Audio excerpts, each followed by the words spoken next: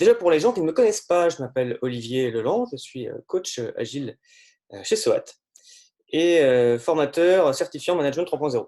Donc mes sujets de prédilection, c'est la systémique autour des organisations, le management, le leadership et bien évidemment tout ce qui tourne autour de l'agilité et notamment de l'agilité à l'échelle. Alors, pourquoi ce sujet de l'agilité à l'échelle en fait? D'où ça vient? Alors, le webinaire, on part du principe que vous connaissez déjà au moins les notions fondamentales sur l'agilité et on va partir sur qu'est-ce qu'on fait maintenant, maintenant qu'une équipe est agile, comment on peut aller encore plus loin?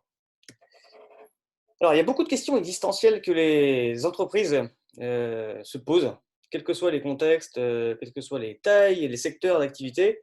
Je vois régulièrement les mêmes questions qui se posent autour de, par exemple, comment réduire le time to market sur un gros projet, comment coordonner plusieurs équipes travaillant sur un même produit, comment conserver les bénéfices de l'agilité dans une organisation de plusieurs dizaines de personnes, que deviennent les managers dans une organisation agile, comment tester un produit créé par plusieurs équipes, comment gérer un portefeuille de produits agiles.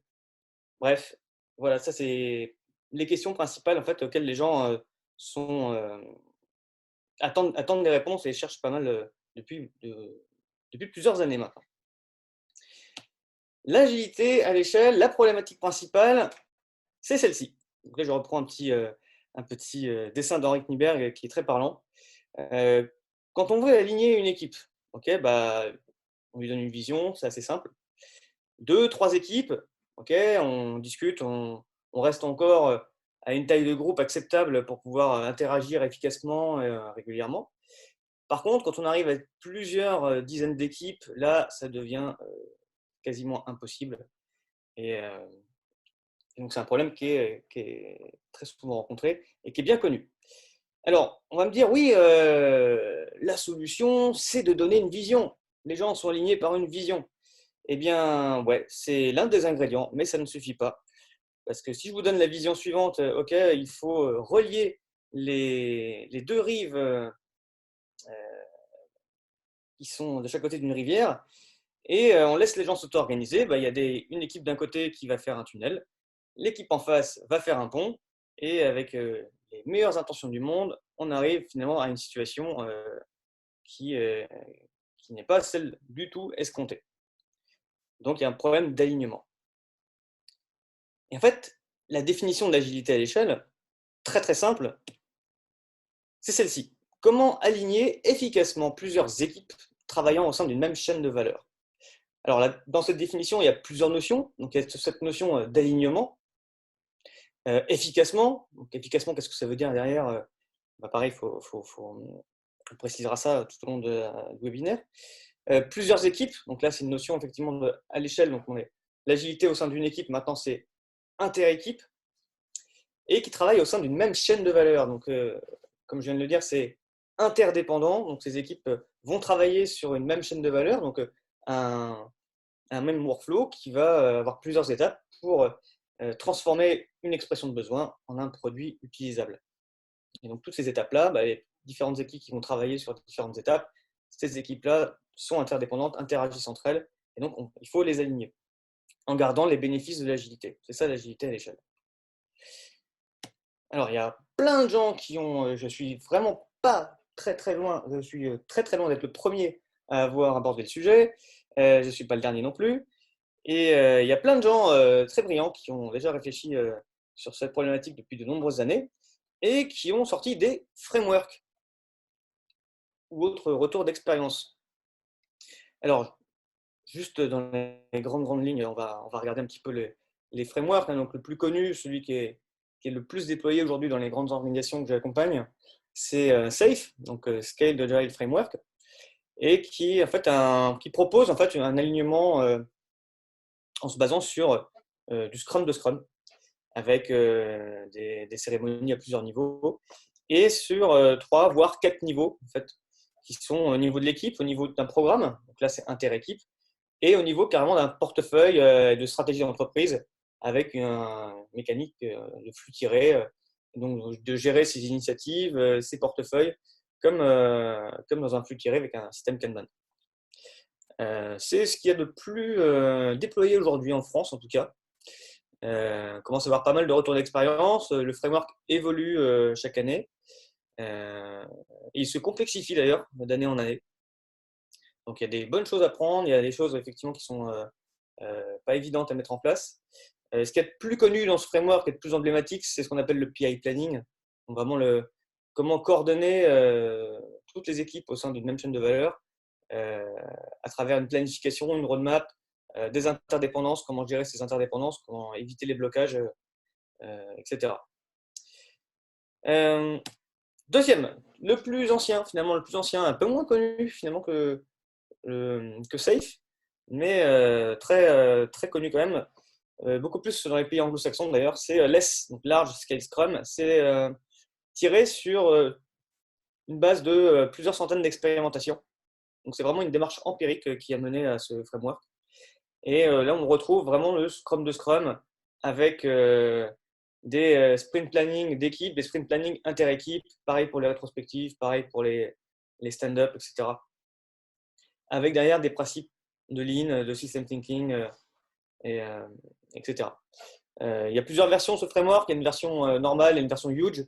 La version huge, en fait, on va découper le produit, un énorme backlog avec des zones de backlog. Chaque zone de backlog a un PO. La plus grande difficulté et en même temps ce qui fait sa force du framework, c'est qu'en fait il y a très très peu d'intermédiaires entre le client, l'utilisateur et le développeur, même sur une organisation très large. Donc ça implique que les développeurs soient quand même très chevronnés, très matures sur la technique et sur le besoin aussi, sur la compréhension du besoin. Voilà, il y a plein d'ouvrages sur ce framework aussi, très intéressant. Il y a plein de sites web aussi regorgent d'informations utiles. Troisième, plus récent, peu de retours d'expérience dessus, c'est Nexus. Donc là, basiquement, c'est pareil, c'est basé sur un Scrum de Scrum, avec la petite particularité qu'on a une équipe d'intégration qui, elle, va s'assurer que le travail fourni par chaque équipe s'intègre bien avec celui des autres pour arriver à un produit de qualité. Pas beaucoup de retours d'expérience là-dessus, c'est vraiment très proche finalement du Scrum de Scrum. Et le petit dernier, c'est Scrum at Scale, il date de février 2018, donc il a tout juste 2 ans. Ça, c'est Jeff Sutherland qui l'a fait, donc l'un des papas de Scrum, et qui se base sur une organisation fractale. Donc vous voyez le schéma à gauche, fractale dans la mesure, en fait, la structure organisationnelle a la même tête que l'on soit au niveau d'une équipe, que l'on soit au niveau d'un département ou au niveau complet de l'organisation. C'est des équipes de 5 personnes. Après, on va avoir un conglomérat de 5 équipes. Après, on va avoir un conglomérat de 5 conglomérats, etc. C'est des puissances de 5 à chaque fois. Et avec un double cercle autour du produit et de l'organisation. Et ce qu'ils appellent le EAT, le HIT. Donc, c'est l'équipe exécutive. En fait, ce sont les managers qui vont être au service des équipes vraiment pour débloquer les situations à un niveau très élevé, avec un mandat effectivement beaucoup plus fort que le mandat de Scrum Master classique. Ça, c'est un retour d'expérience aussi que Jeff Sutherland a fait sur Amazon, avec beaucoup d'expérimentation. Pareil, il faut savoir que chez Amazon, il y a le nombre d'équipes Scrum avoisine les 3000. Donc, ils ont de quoi faire en termes de capitalisation d'expérience. Pareil, là, il y a de la documentation là-dessus. Moi, ce que je vous propose, c'est une approche un peu différente, donc je ne vais pas m'attarder là-dessus. Enfin, comment ne pas évoquer Spotify quand on parle d'agilité à l'échelle, avec le modèle Spotify qui n'en est pas un, parce que c'est juste un retour d'expérience. Spotify, en 2012, ils font une conférence, ils font un petit papier blanc, et ils disent, voilà, chez nous, ça marche plutôt pas mal l'agilité, et voilà ce qu'on a mis en place. Et en fait, c'est là qu'on retrouve cette métaphore avec les squads, les tribus, les guildes, et on va retrouver une organisation matricielle avec des équipes qui sont colocalisées au sein de tribus, qui sont des business units, ni plus ni moins. Chaque équipe est une équipe pluridisciplinaire qui est autonome, Et on va trouver en fait un énorme force à travers les communautés, que ce soit les communautés de pratique de métiers, donc avec les chapitres, ou les communautés d'intérêt avec les guildes.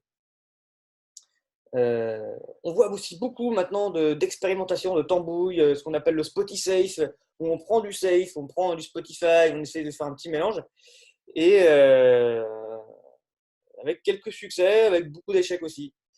Donc c'est là en fait où le bas blesse dans les frameworks, à mon sens.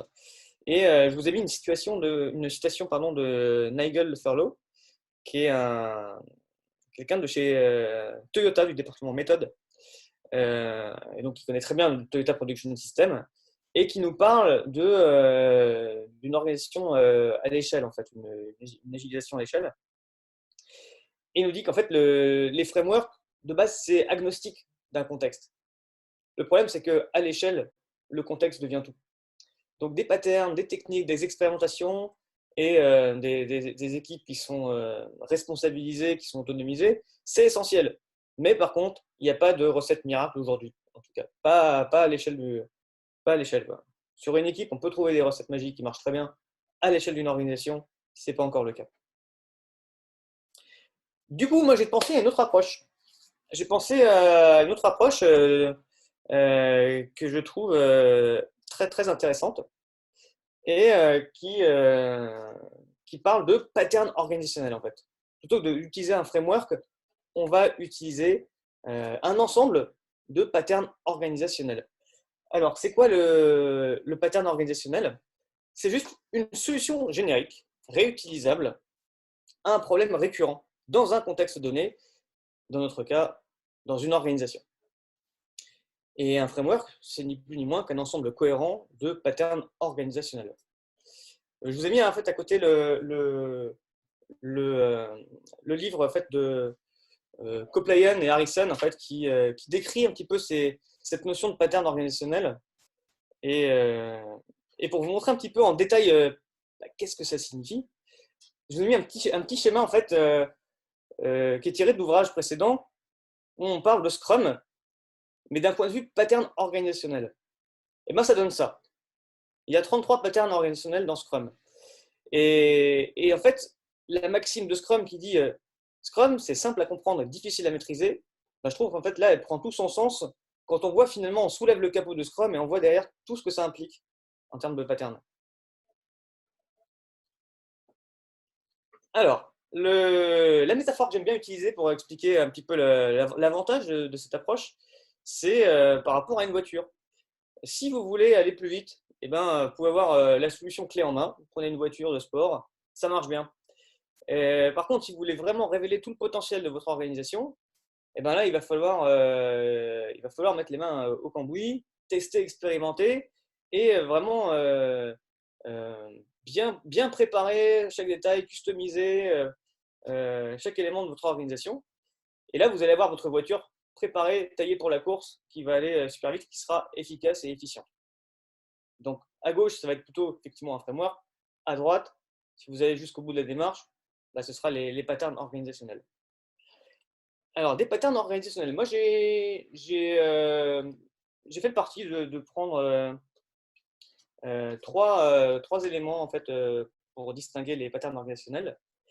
Et juste avant ça, je voulais partager encore une citation de Ash Maurya. Donc, Ash Maurya, qui a écrit l'ouvrage Running Lean, donc, qui est un des grands spécialistes d'une startup. Lui, il dit, en fait, ce qu'il faut, c'est passer du temps à comprendre le problème, à se poser les bonnes questions, plutôt qu'à utiliser qu'à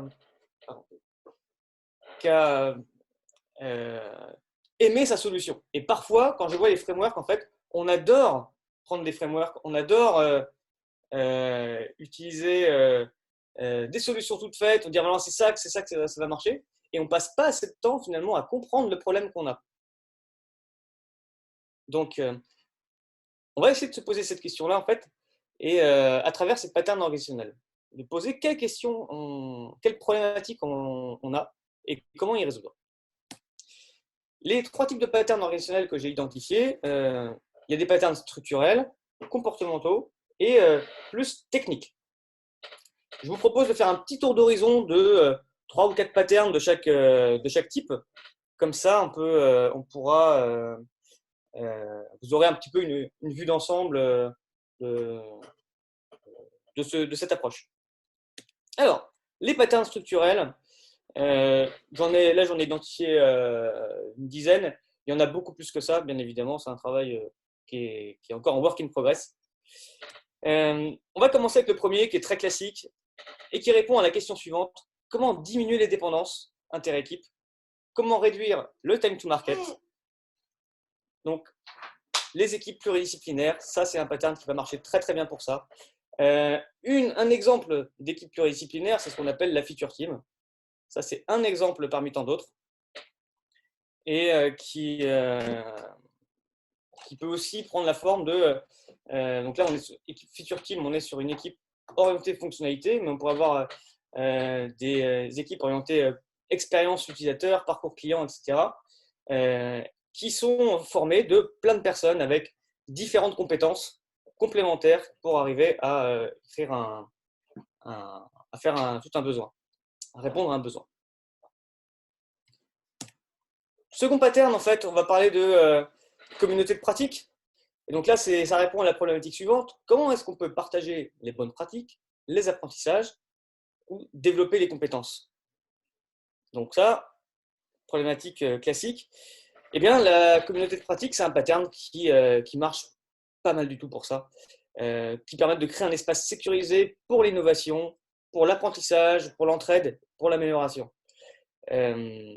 Bien évidemment, ça doit être soutenu par le management, parce que dans la communauté, il y a vraiment cette notion d'entraide et de développement des personnes. Ça prend du temps, et le temps, c'est un investissement. C'est pas un gaspillage, c'est un investissement. Troisième pattern, la chaîne de sens. Donc là, on est vraiment sur aligner les équipes avec l'entreprise, comment donner du sens au travail. Et bien en fait, il faut se poser la question, est-ce que chaque niveau hiérarchique, chaque niveau organisationnel, pardon, quelle est sa mission en fait? Et sa mission, elle doit soutenir la mission du niveau supérieur. Dans Spotify, on a par exemple 3 niveaux organisationnels, hein, la squad, la tribu et le village.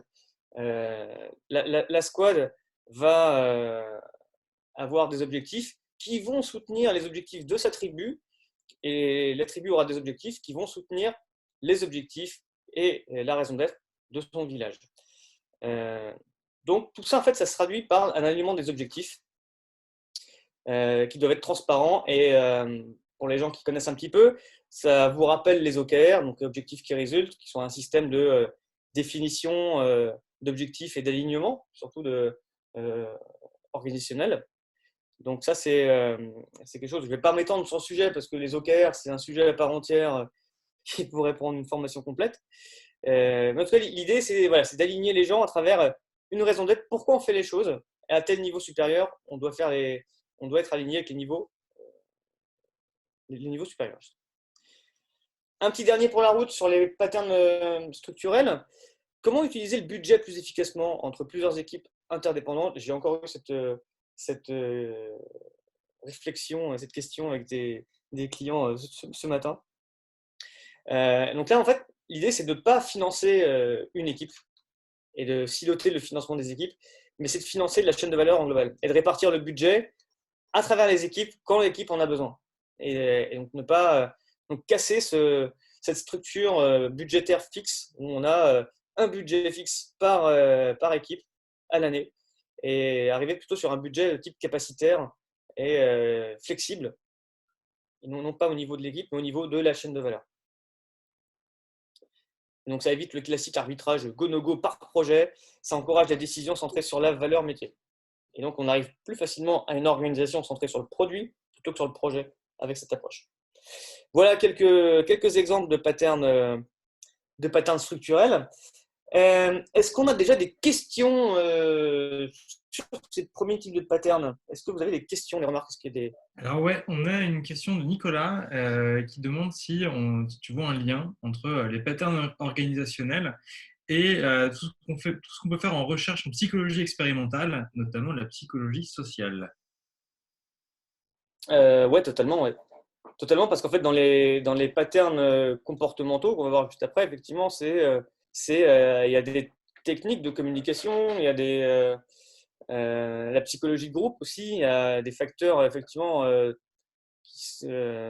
d'ordre humain très très fort. Donc toutes les recherches sur, ne serait-ce que les neurosciences, les psychologies sociales, etc., bien évidemment, ça rentre en compte dans les patterns organisationnels. Ça peut permettre de développer de nouveaux patterns organisationnels d'ailleurs.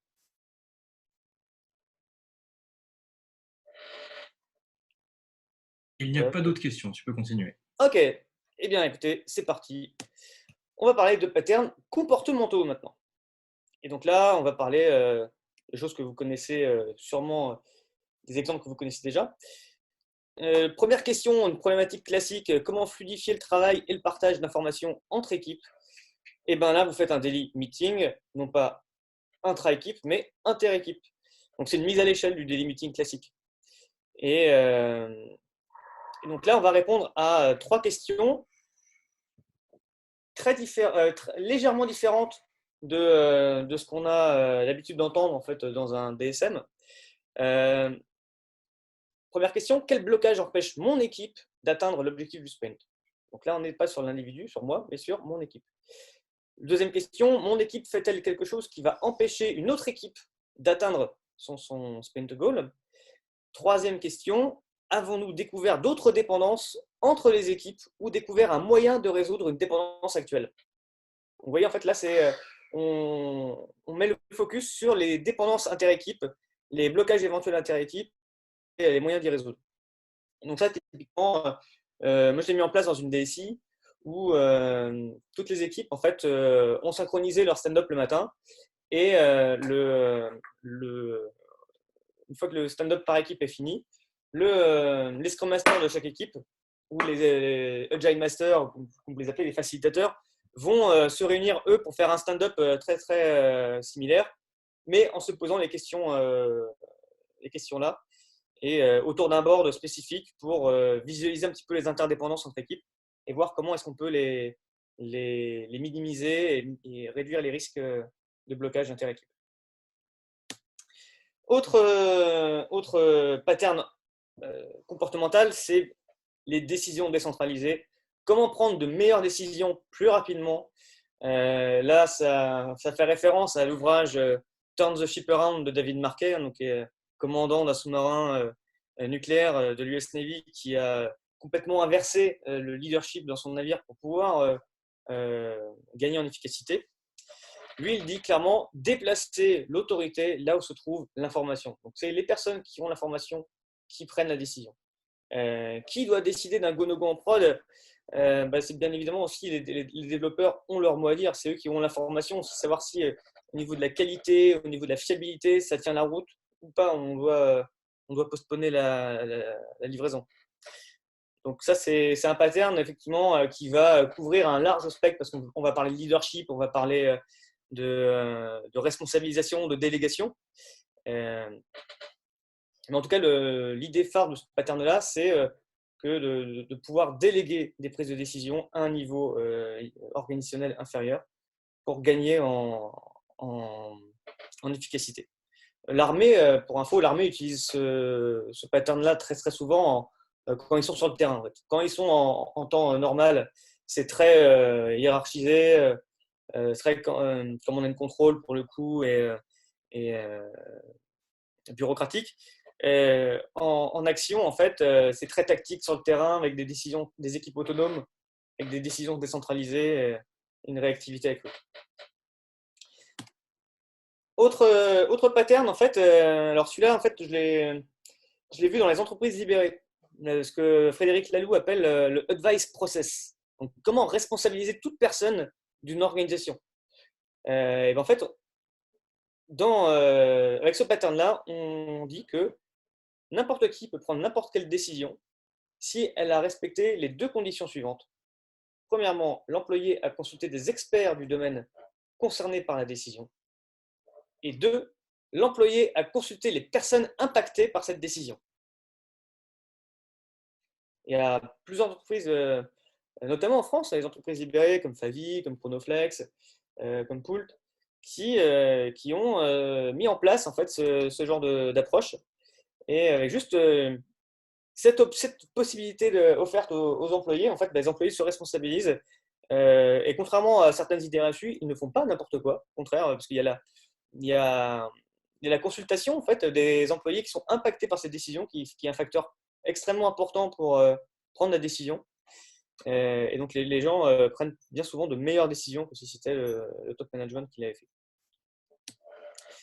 Un petit dernier pour la route. Comment gagner en productivité? Comment gérer les surcharges ponctuelles de travail? Comment développer les compétences?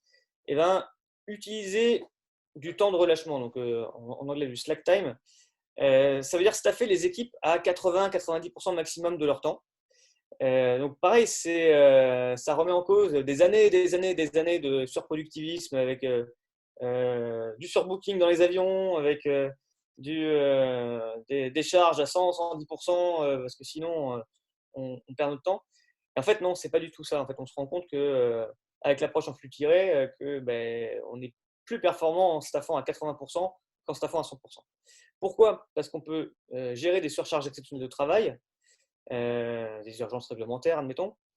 On peut travailler sur des projets innovants. Donc là, je rappelle que Gmail, Google Maps sont des outils développés par Google sur un temps dédié à justement autre chose que le projet sur lequel les développeurs sont staffés. Et enfin, ça permet de prendre du temps pour faire de la veille, de la formation, monter en compétences, peut-être faire des expérimentations aussi. Donc voilà, ce pattern-là, on le retrouve dans plusieurs industries, pas forcément informatique, hein. La compagnie aérienne la plus rentable du monde, en fait, c'est une compagnie qui est aux États-Unis, une compagnie qui fait des vols internes, et elle staffe ses avions à 80% justement, pour gérer tous les problèmes d'annulation de vol, de problèmes techniques, etc. En fait, il n'y a pas de problème pour débarquer des gens et les faire embarquer sur d'autres avions tout de suite parce que les avions ont toujours de la place. Donc, ça leur économise des frais astronomiques en logistique. Voilà, ça c'est quelques exemples de patterns autour du comportement. Maintenant, à vous, si vous avez des questions, des remarques, la parole est à vous, avant de passer à la dernière partie. Alors, on a une petite question d'Emmanuel qui est arrivée sur le fil à propos des patterns structurels, qui Yes. était donc à propos de la gestion du budget. C'est comment éviter la compétition entre différentes équipes dans la mise en œuvre du financement. Ouais, très bonne question. Bah, ça, c'est avec l'approche en termes de ROI, en fait, et favoriser la coopétition et pas la compétition inter-équipe. Donc, c'est pareil, c'est aligné sur travailler vraiment sur l'alignement de la vision de la chaîne de valeur et savoir comment chaque équipe peut contribuer. Et avec une approche centrée sur le pilotage par la valeur. Qu'est-ce que la valeur? Qu'est-ce que chaque équipe apporte concrètement? Dans quelle stratégie cette valeur s'imbrique? Et est-ce que la stratégie est une stratégie pertinente à suivre ou pas? Et en fait, il faut avoir des règles du jeu qui sont très explicitées et factualisées et marquées noir sur blanc, communiquées pour que tout le monde soit OK bah voilà, c'est normal que le budget soit aligné pour telle ou telle équipe. Et ça se fait pareil, c'est vraiment contexte par contexte. Il y a des contextes où chaque équipe va contribuer à sa juste mesure de manière assez linéaire. Des contextes où ça va varier fortement, on va avoir besoin de beaucoup de développeurs front, et puis tout d'un coup, on va avoir un back-office qui va exploser. Donc, du coup, il va falloir monter d'autres équipes pour gérer du back-office. Et bah là, bien évidemment, il va falloir rebudgétiser tout ça. Mais l'idée derrière, en fait, l'idée du pattern, c'est de flexibiliser justement déjà euh, la gestion budgétaire. Si on arrive déjà à la flexibiliser, et après par la suite, on va pouvoir travailler différemment. Et déjà, le premier levier à faire sauter, c'est pas forcément la compétition entre équipes, c'est surtout le budget Merci. Alors, on a une autre question d'Anthony à propos de la décision décentralisée. Est-ce qu'il y a un lien avec les travaux Favis Zobrist et l'entreprise libérée sur la décision décentralisée? Ah bah ouais, tout à fait, ouais. Tout à fait, en fait, les entreprises libérées ont ce pattern de décision décentralisée, en fait. Et là où je trouvais intéressant de noter l'exemple, c'est qu'en fait, c'est pas que les entreprises libérées, c'est aussi dans l'armée, c'est aussi dans des contextes qu'on n'attend pas forcément. Euh, et même dans les organisations qui sont plus classiques, en fait, on a parfois des, ne serait-ce que les équipes commando. Parce que vous avez peut-être sûrement déjà rencontré des équipes commando en fait pour parer à une urgence imprévue et qui ont des pouvoirs de décision que normalement en temps normal on n'aurait pas, quoi. Et ça déjà c'est un exemple de mise en place de ce pattern organisationnel. Euh, alors très souvent euh, de manière fortuite et pas forcément intentionnelle parce que c'est plutôt le contexte. Là on le voit maintenant. Là, on a un exemple concret avec le Covid-19, hein, avec toutes les entreprises là, qui se mettent à ouvrir les vannes pour aider les gens à avoir du télétravail, à faire du télétravail. On voit des trucs et des prises de décision au niveau local qui sont faites qui n'auraient pas été possible de faire avant. Donc ça dépend vraiment aussi du contexte auquel, dans lequel on est. Ok, merci Olivier, tu peux passer à la suite. C'est parti. Et bien écoutez, dernier exemple de pattern, on va parler de pattern un peu technique. Donc là, c'est plus orienté IT, mais on ne va pas parler de design pattern ou autre. On va parler plutôt de pratique euh, à un niveau un peu plus high level et qui apporte vraiment en fait toujours une force à l'entreprise. Donc, comment pouvons-nous rendre les livraisons moins stressantes? Comment pouvons-nous activer facilement une fonctionnalité et donc flexibiliser un petit peu l'outil et minimiser les risques de déploiement? C'est typiquement faire de l'activation à la demande. Donc ça, Safe en parle beaucoup dans son framework. En fait, on livre régulièrement et par contre, on active à la demande. En fait. Donc on peut livrer en production des bouts de code qui ne vont pas être activés et puis quand on voit que c'est prêt, boum, on active. Euh, donc ça marche très bien. C'est utilisé massivement par les GAFA, donc Amazon, Facebook, Google, ça, ils utilisent ça à mort. Je ne sais plus combien de centaines de mises en prod sont faites chaque minute chez Amazon, mais c'est assez faramineux. Autre pattern en fait sur la technique, sur la connaissance, en fait, c'est comment pouvons-nous avoir une doc à jour, partagée, construite collaborativement.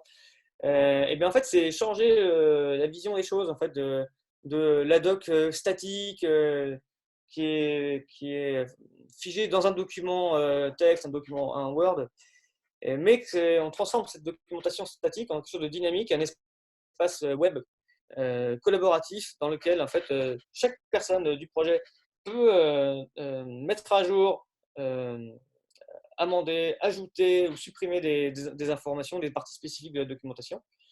Et une implémentation très très connue de ce pattern, c'est les wikis. Tous les wikis que vous avez sont les espaces web collaboratifs pour pouvoir avoir une documentation vivante,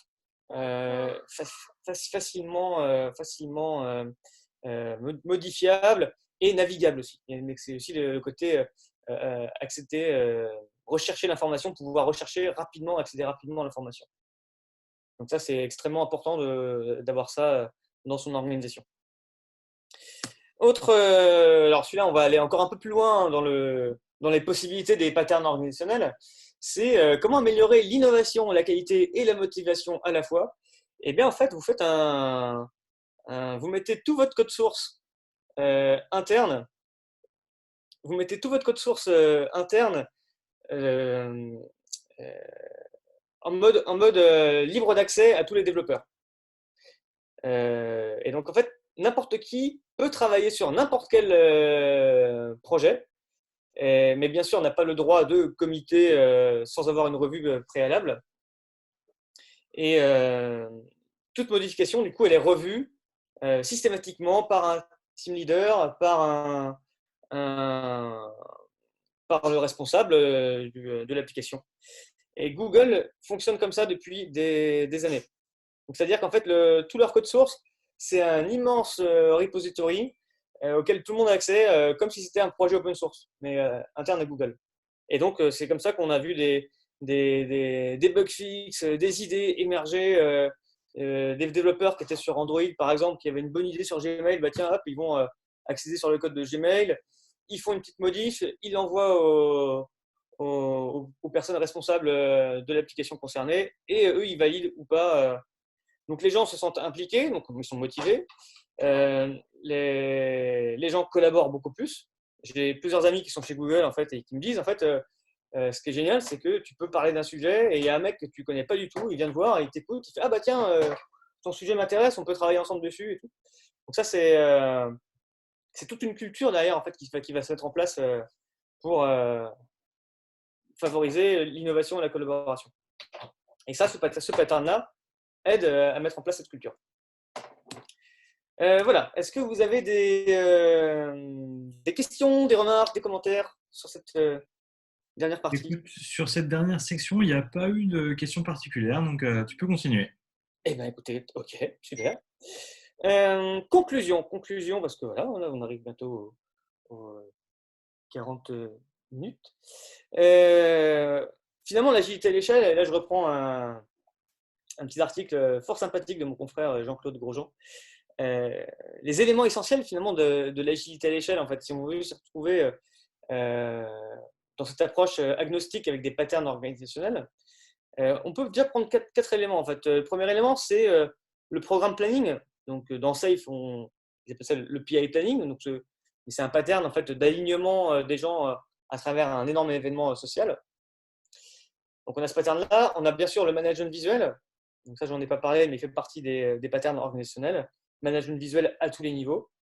La synchro produit, effectivement, avec le daily meeting, avec les revues inter-équipes, pour permettre justement de bien coordonner les gens autour de la vision produit.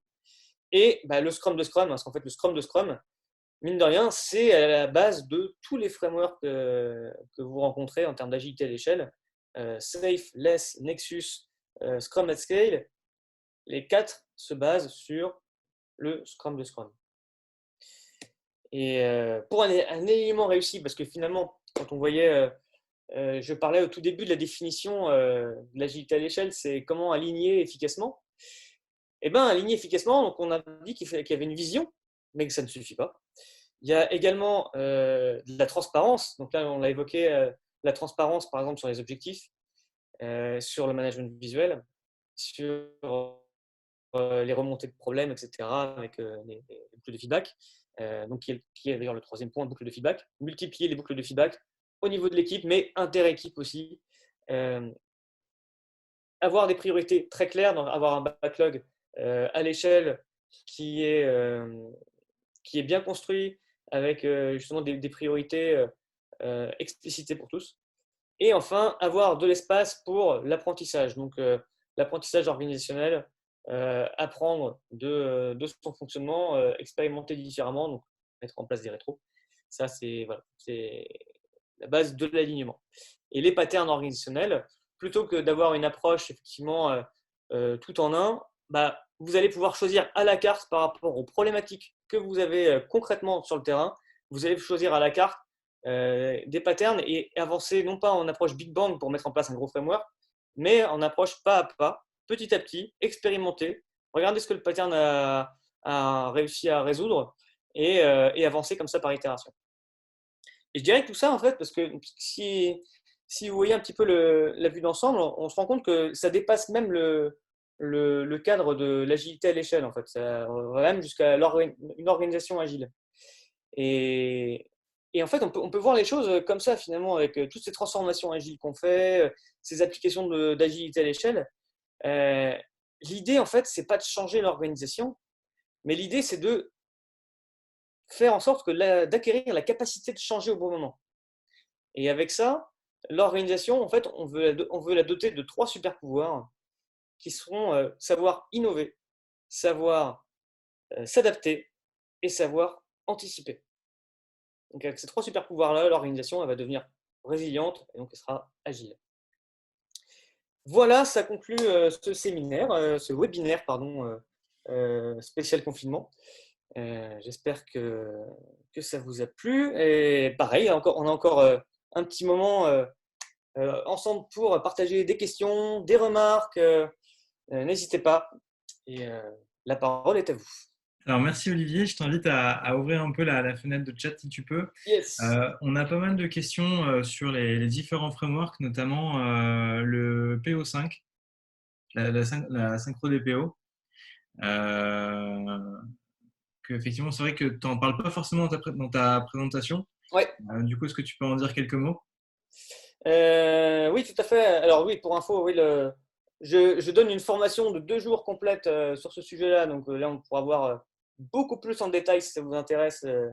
Pour avoir beaucoup plus en détail les patterns, des implémentations de ces patterns-là, et puis une liste plus exhaustive de patterns. Et effectivement, pour la synchro PO, en fait, ça c'est pareil, c'est des événements. Alors, il y a des événements autour de. Il y a plusieurs patterns en fait derrière ça. Il y a les itérations synchronisées, qui est un pattern. En fait, on va aligner les itérations de chaque équipe. Comme ça, les cérémonies de chaque équipe se font en même temps. Et chaque équipe, après, les représentants, s'il y a un PO par équipe, après, pareil, les PO inter-équipes vont se réunir pour faire du backlog grooming ensemble, etc. La synchro produit, l'idée, c'est de réunir toujours les acteurs,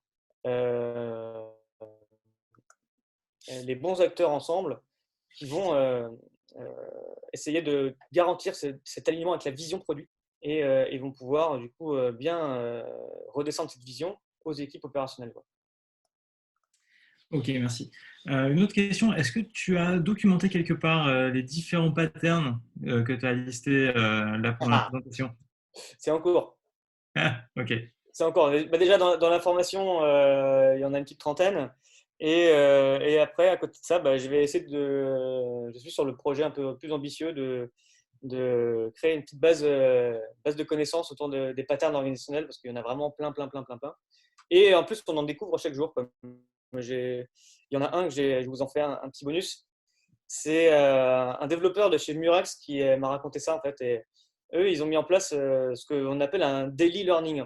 Et en gros, ils ont créé des petits cours sur du développement informatique pour les développeurs, des petits cours de 10 minutes par jour en fait. Donc c'est des modules qui se passent sur un mois répartis en 20 modules de 10 minutes.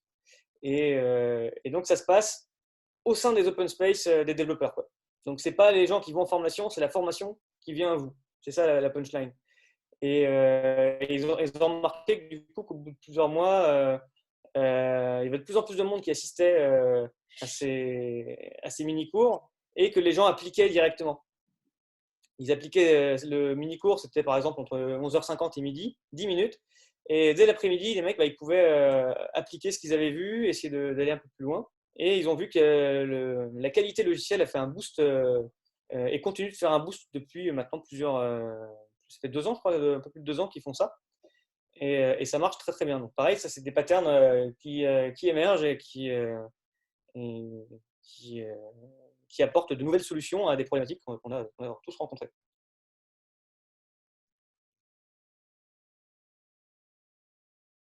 Voilà. Alors, est-ce qu'on a d'autres questions? Euh, comment savoir plus sur le management visuel? Le management visuel, eh ben, il y a plein de littérature là-dessus. Il y a Kanban, déjà le Kanban mise beaucoup là-dessus, effectivement, sur visualiser les flux. Et après, il y a un petit livre qui est très très très bien, qui s'appelle 102 outils de management visuel, je crois, qui a été édité par CRISP en Suède, là, par Jimmy Jean-Pierre. Il faudrait que je retrouve les références. Olivier, PO5, ça veut dire plusieurs PO, donc pas LESS et pas Nexus. Dans LESS, en fait, LESS Huge, tu as quand même plusieurs PO.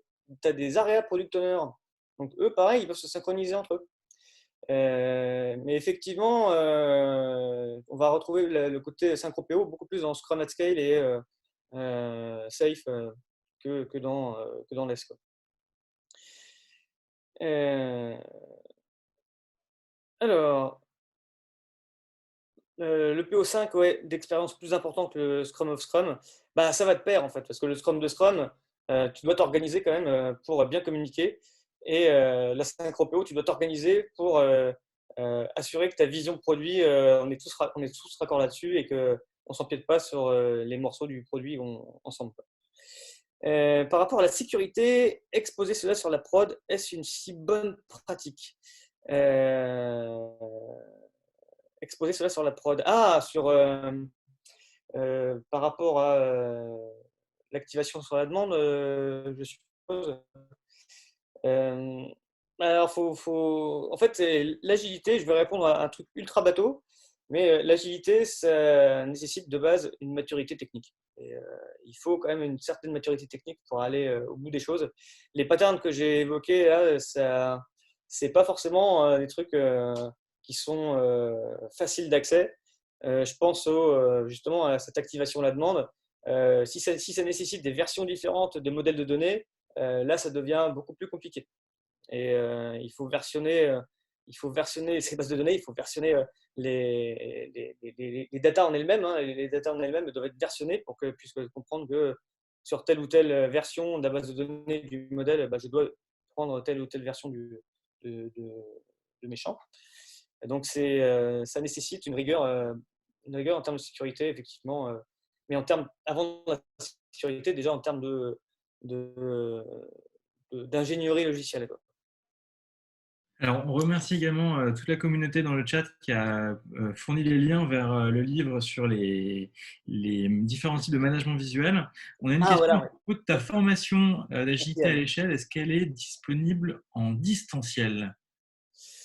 On y travaille, mais oui, j'ai envie de dire oui. Après le seul point, en fait, pour l'instant, sur cette formation à distanciel, c'est les ateliers, en fait. Les ateliers, pour l'instant, ils sont ceux que j'avais,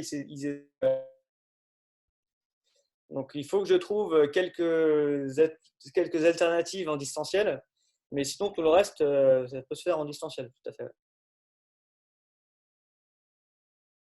Et ouais, merci beaucoup Anne pour le lien, super cool. Merci Guillaume aussi. Écoute, on arrive à la fin du temps imparti. Donc, bah, écoute, merci beaucoup Olivier pour ta présentation. Et Et merci à vous, j'espère que ça vous a plu.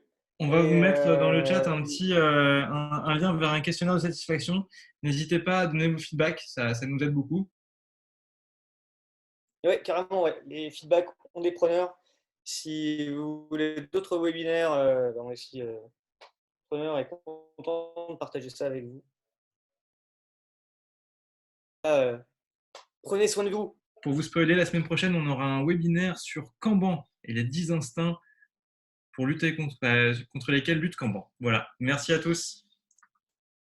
Merci.